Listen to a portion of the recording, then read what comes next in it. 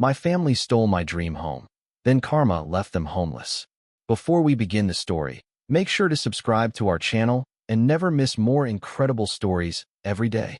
I stood in the middle of the living room, my footsteps echoing against the bare wooden floors. The walls were stripped, the furniture gone. Even the curtains my fiancée and I picked out together had been torn down. What was left wasn't a home, it was a carcass. My dream, gutted and hollow, just like me. This was supposed to be mine. My house. My future. I had worked 2 jobs, skipped vacations, lived frugally for nearly a decade just to afford it. Every brick, every nail represented the years I spent grinding while everyone else partied. The day I signed the papers and held those shiny new keys in my palm, I thought I had finally broken free of the cycle my family had always trapped me in.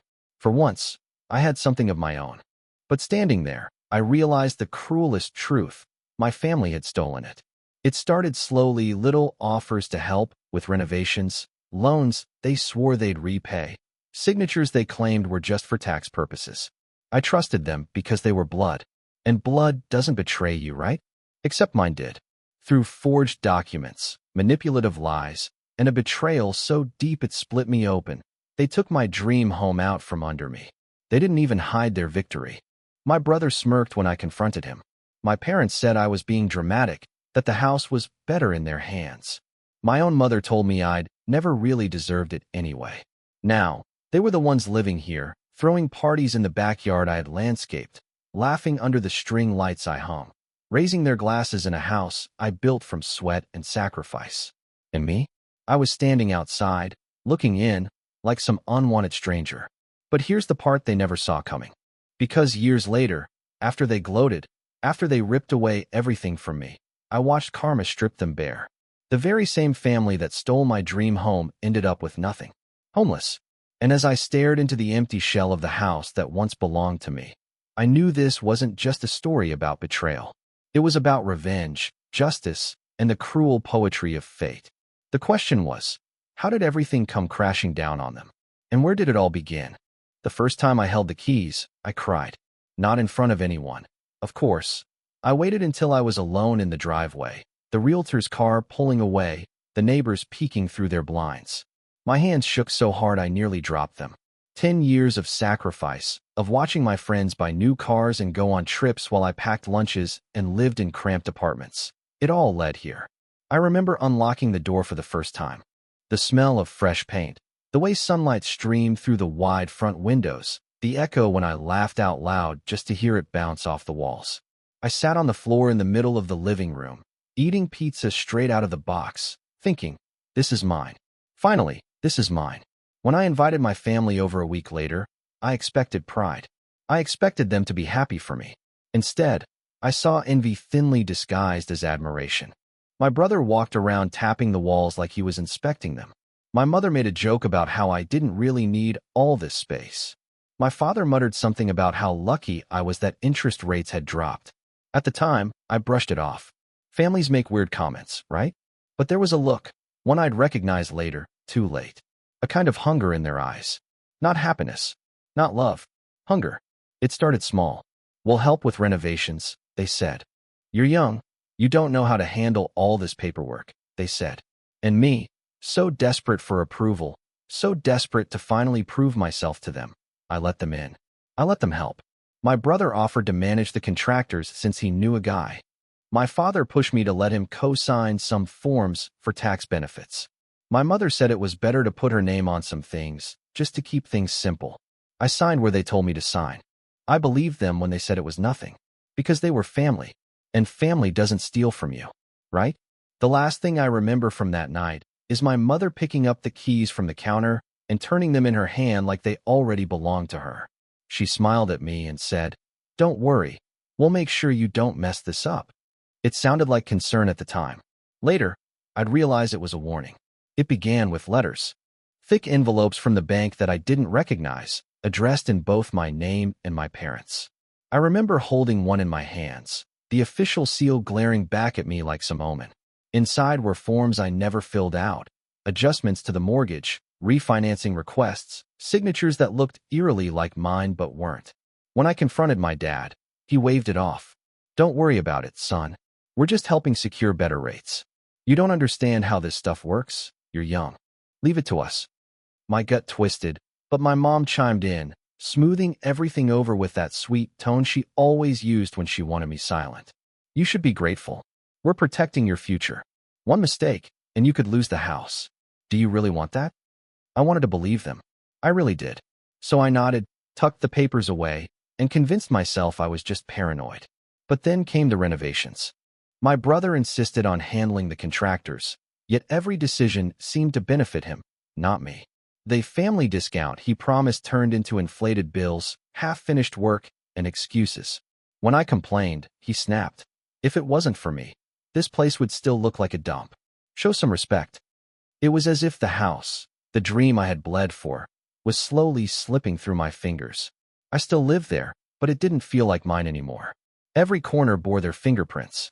Every decision was theirs, not mine. The worst part? They made me doubt myself. Every time I pushed back, I was told I was ungrateful, selfish, irresponsible. You'd lose this place without us, my father barked once, slamming his fist on the kitchen table. And I started to believe him. One evening, after another argument, I walked into the living room to find my brother sitting on my couch, flipping through a stack of legal documents. He looked up, smirking. You should really be more careful with what you sign, he said. I froze. What are you talking about? He slid one paper across the table toward me. My name was there, bold and clear, but the signature beneath it wasn't mine. He leaned back, arms crossed, eyes glittering with satisfaction. Don't worry, little brother. We've got everything under control now. My chest went cold. For the first time, I realized this wasn't help. This was a takeover. The night I found that forged signature, I barely slept. My mind spun with questions I didn't want to ask out loud. What else had they signed in my name? What did I actually own anymore? Every corner of the house felt haunted, not by ghosts, but by betrayal. The next morning, I tried to confront them calmly.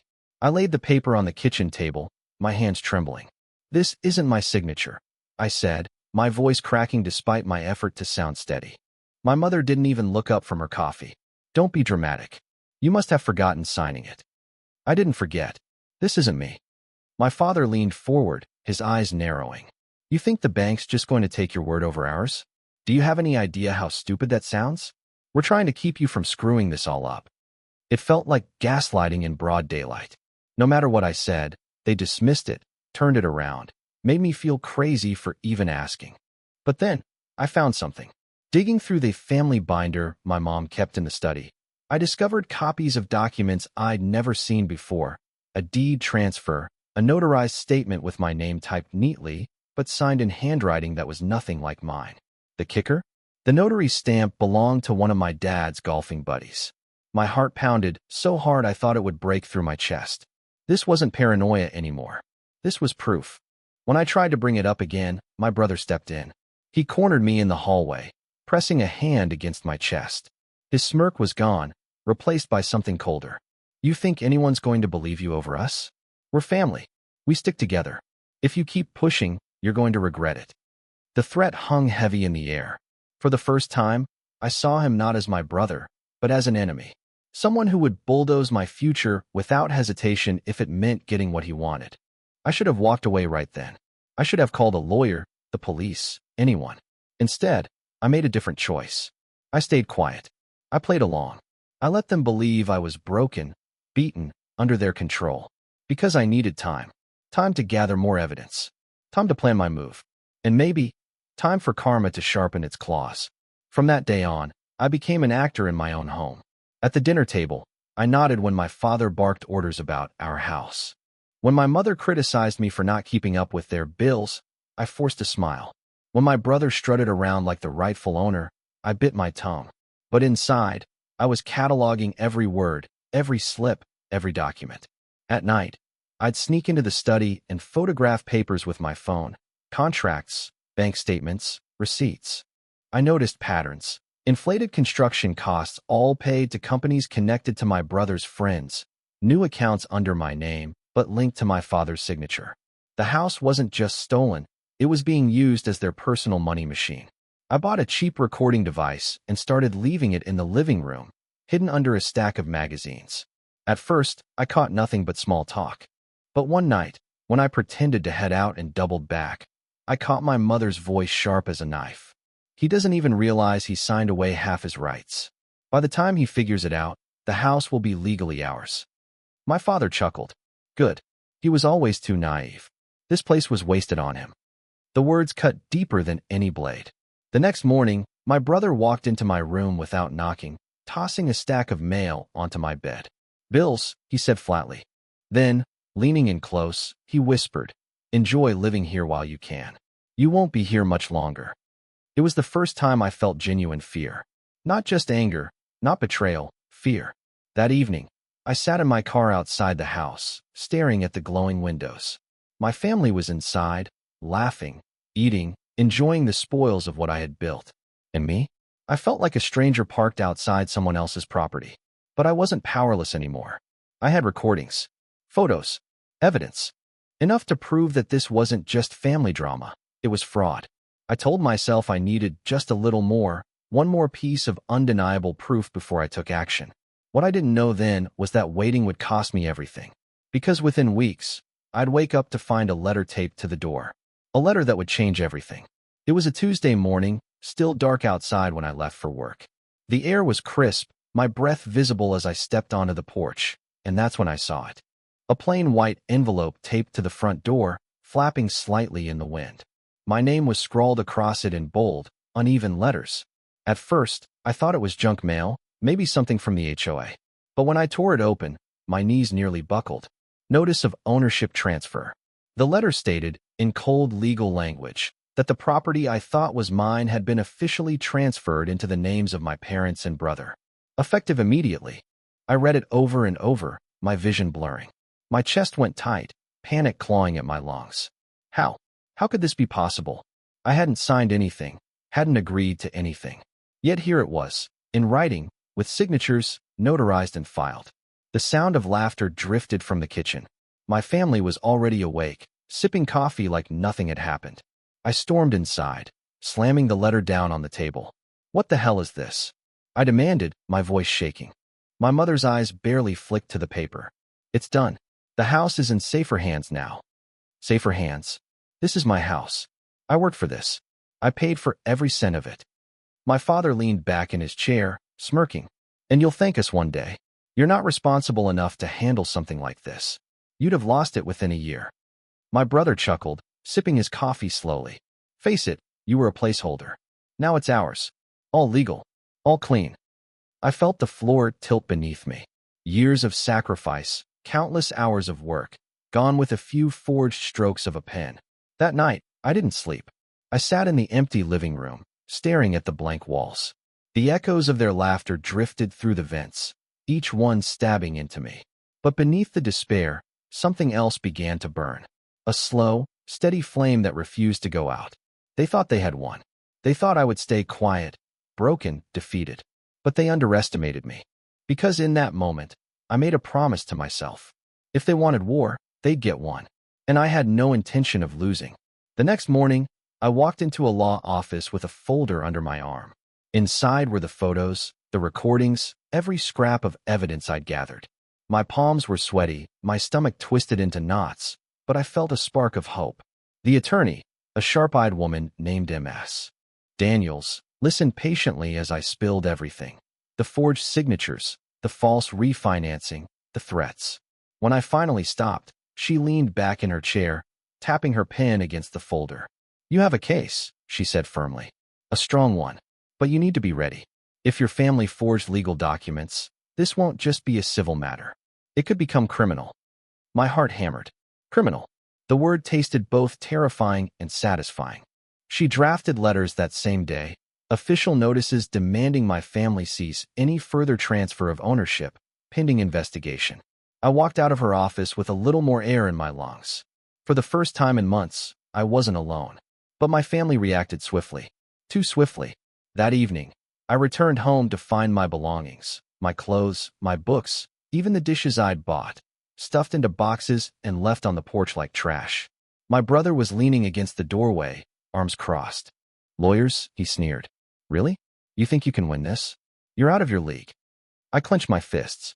This isn't over. You can't just steal what's mine. He leaned in close, his voice low and venomous. "It's not stealing if the law says it's ours. And trust me, we've got the law on our side." The door slammed in my face. I stood there, staring at the house that was supposed to be my future, now turned into a fortress against me. My family wasn't just greedy, they were prepared. They had friends in the system, connections I didn't even know about. That night, sitting in my car with my life crammed into cardboard boxes, I felt crushed. But then I replayed my recording, the one where my parents admitted to forging documents. Their voices filled the silence of the car, undeniable proof of their lies. It gave me strength. Yes, they had the house. Yes, they had power. But I had something they didn't, truth. And I was ready to weaponize it. Court was supposed to be my salvation. When Ms. Daniels filed the first motion, I walked into that courtroom clutching the recordings like they were lifelines.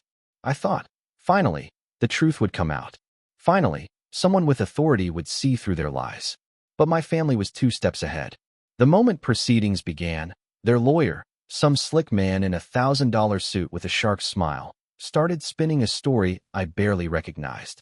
According to him, I was unstable, irresponsible, drowning in debt, and thankfully, my family had stepped in to keep me from losing everything. He even had documents, carefully curated proof, showing late payments that never existed and debts I never owed. My mother sat in the front row, dabbing fake tears with a tissue, shaking her head like a saint burdened with an ungrateful child. My father stared at me with a look of disappointed pity, as if I had betrayed them. My brother smirked so confidently, it made my blood boil. When I tried to present the recordings, their lawyer jumped up. Out of context, he argued. Illegally obtained. Inadmissible. The judge's face was unreadable as he listened. And then came the character attacks. They dragged out my past, how I once missed a car payment during college, how I switched jobs a few times, how I had a failed relationship. My brother's lawyer painted me as reckless, irresponsible, unstable. A man who never could have handled a house in the first place. The whispers in the courtroom stung worse than any punch. I felt small, cornered, humiliated. By the end of the session, the judge didn't rule in my favor. Instead, he called for more evidence and postponed the case. My family left that courtroom smiling like they had already won. That night, I sat in my cheap motel room, staring at the cracked ceiling. I'd played fair, and they'd weaponized lies. I had truth, but truth wasn't enough in a world where money, manipulation, and appearances spoke louder. I knew then that if I wanted justice, I'd have to fight dirtier. Because they weren't just trying to steal my house anymore. They were trying to destroy me. Humiliation burned in my chest after court, but under that fire, something else sparked, determination.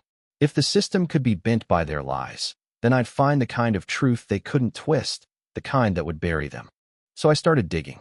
Every free hour outside work, I combed through public records, property filings, business registrations. I sat in dusty county offices, scrolling microfilm, poring over digital archives, chasing names that kept reappearing, shell companies, fake contractors, LLCs tied to my brother and his friends. And then I found it.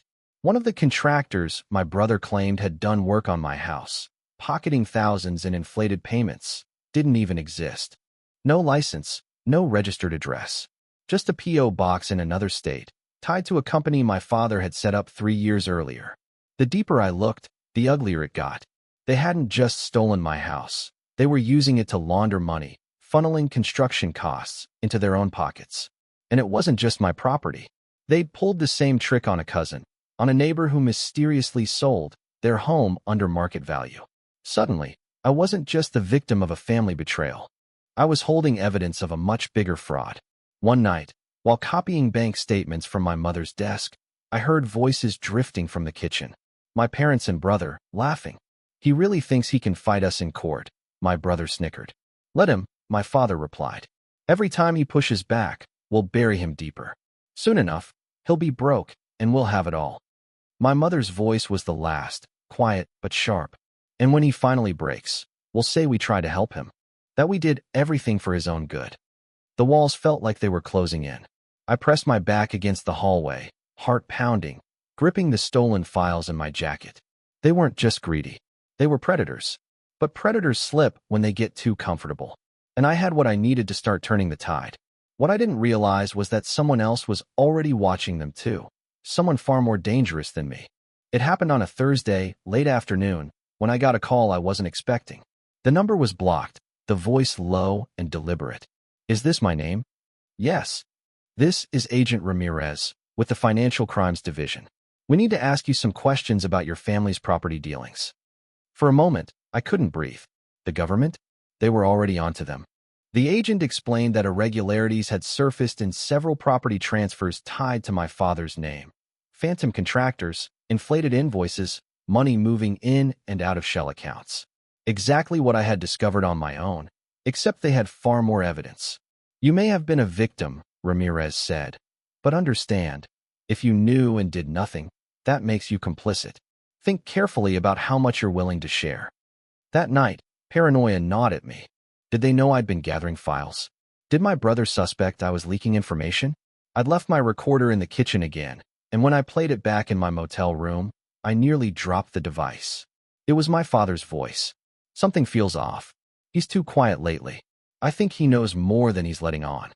Then my brother, snarling. If he talks to anyone, I'll make sure he regrets it. Permanently. The words chill me to my core. This wasn't just about property anymore. They were willing to silence me, forever, if it meant protecting their empire. But here's the twist. While I was terrified, I also realized something else. My family wasn't untouchable anymore. The feds were circling, sniffing at the edges of their empire. And if I played it right, I could be the one to push them over the cliff. Still, there was a catch. If they discovered I was cooperating, they wouldn't just throw me out of the house. They might try to erase me. Meeting Agent Ramirez in person was like stepping into a different world. No family guilt trips, no gaslighting, just cold, hard facts. We sat in a small cafe on the edge of town, my hands trembling around a cup of coffee that had long gone cold. He slid a small envelope across the table. Inside was a slim recording device, much smaller than the cheap one I'd been hiding in magazines. Wear it. Get us their voices on tape talking about money, property, anything illegal.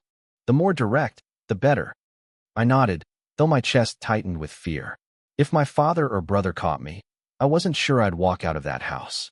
Back at home, I played my role perfectly. The quiet, defeated son. The one too naive to understand. I even apologized for taking them to court, pretending I wanted to make peace. They bought it, at least for a while. My mother softened, calling me her boy again. My father grunted approval when I mowed the lawn without complaint. But my brother wasn't fooled. One night, as we sat on the back porch, he leaned close, his eyes sharp. "You're too calm," he muttered. "When you're calm, you're dangerous. What are you up to?" I forced a laugh. "Nothing. I'm done fighting. You guys win." But his gaze lingered on me, long and heavy, like he could see straight through the lie. Meanwhile, I was getting gold. Recordings of my parents discussing fake contractors. My brother bragging about burying everything under paperwork so the IRS won't touch it. Each new file I handed Ramirez made me feel stronger, less like prey and more like a hunter setting traps. Still, the danger grew thicker by the day. One evening, I came home to find my room ransacked, drawers pulled open, clothes scattered, even my mattress flipped. My brother stood in the doorway, arms crossed. "Looking for something?" I asked, forcing my voice not to crack. His smirk didn't reach his eyes. "Just making sure you're not hiding anything stupid." That night, I lay awake on the stripped bed, clutching the hidden recorder still pinned under my shirt. Because if he'd found it, I might not be alive to tell this story. The breakthrough came on a humid Friday night. I was sitting at the kitchen table, pretending to go through bills, when my father walked in with my brother. They didn't see the recorder pinned under my shirt, didn't notice how I angled my body so their voices would be clear. My father grunted, tossing a folder onto the table. "That's the last one. With this, the house is completely out of his name. He doesn't exist anymore." My brother flipped the folder open, scanning the papers. "Good. And the money from the contractor job? Already cleaned?" "Of course," my dad said. "Moved it through the shell accounts last week. Even if the feds look, they won't find a damn thing." It was everything Ramirez needed, direct, undeniable. My heart raced as I sat there silently, nodding like a fool, while inside I screamed with victory. But I celebrated too soon. The next day, my mother asked me to meet her at the house after work. "Family dinner," she said sweetly. "We should try to heal." I wanted to believe her. I wanted to believe that somewhere deep inside, she still cared about me. So I went. The moment I stepped inside, I knew something was wrong. The lights were dim. The table was empty. And my brother stood in the doorway behind me, locking it with a click that echoed through the hall. "Sit down," he ordered. My father emerged from the shadows, arms crossed, jaw tight. "We know you've been talking to someone. A lawyer, the bank, maybe more. You think we're stupid?" My mouth went dry. I tried to play dumb, but my brother stepped forward, slamming his fist on the table so hard the wood cracked. "You've been spying on us," he shouted. "Recording us." For a split second, I thought they were going to kill me right there. But instead, my mother leaned in, her voice calm and icy. "You're either with us, or you're nothing." My hands shook under the table, fingers brushing the tiny recorder still hidden under my shirt. If they found it, I wouldn't make it out of that house alive. My pulse hammered in my ears as I sat frozen at the table, my family circling me like vultures. My brother's eyes locked on mine, daring me to flinch. My father's breathing was heavy, his fists clenched. My mother's voice was soft but deadly. "You've been lying to us," she whispered. "Do you think outsiders will protect you?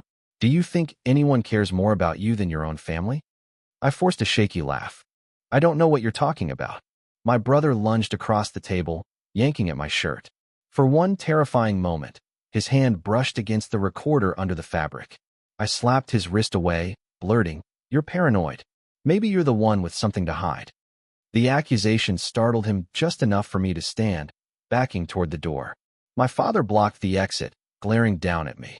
"If you leave tonight, you don't come back. You'll be dead to us." Dead to us. The words chilled me. And yet, in a twisted way, they set me free. "I already am," I whispered. In one sudden motion, I shoved past him, throwing open the door. My brother cursed, grabbing at my jacket, but the recorder slipped into my pocket as I bolted down the steps. My feet barely touched the ground as I sprinted to my car, their shouts chasing me into the night. I didn't stop driving until I reached the diner where I'd arranged to meet Agent Ramirez. My hands trembled as I slid into the booth, pulling the recorder from my pocket like it was a live grenade. "Please tell me you got something," Ramirez said, eyes sharp. I hit play. My father's voice filled the tiny booth. "That's the last one. With this, the house is completely out of his name. He doesn't exist anymore." Then my brother's, "Good. And the money from the contractor job? Already cleaned?" Ramirez's jaw tightened, and for the first time, he smiled. "This is it. This will bury them." Relief crashed over me, but it was laced with terror, because I knew my family would realize soon enough. They'd know I had escaped with the truth, and they'd come for me. I didn't have to wait long. Within a week, the storm I'd been praying for finally broke. Early one morning, as the sky was still gray, a convoy of black SUVs pulled up in front of my house. I parked across the street, hidden behind the wheel of my car, watching as agents in windbreakers poured out. Their voices boomed through megaphones, demanding my family step outside. The front door opened, and there they were, my father, face red with rage, my mother clutching her robe, my brother shouting curses at the agents.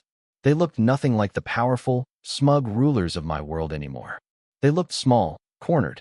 Fraud, money laundering, forgery. The charges rolled out one by one, each like a hammer pounding nails into their coffin. Neighbors gathered on lawns, whispering, phones recording every second.